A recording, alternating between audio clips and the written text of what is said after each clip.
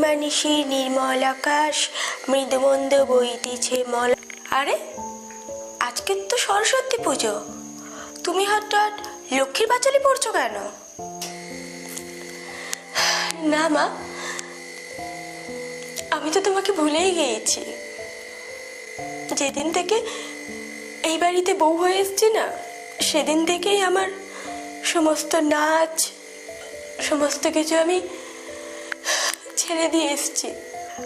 আরে তুমি না আগের বছর বলেছিলে তুমি খুব বড় ডান্সার হতে চাও, তুমি একটা বড় কম্পিটিশন জিততে চাও। আর এবছর এরা কেউ চাই না আমি নাচ করি। ওই জন্য লক্ষ্মী বউ হওয়ার জন্য সরস্বতীদের ভুলে যেতে হয়। এই যে লক্ষ্মী হওয়ার আছিলায় অনেক সরস্বতী মারা যায়।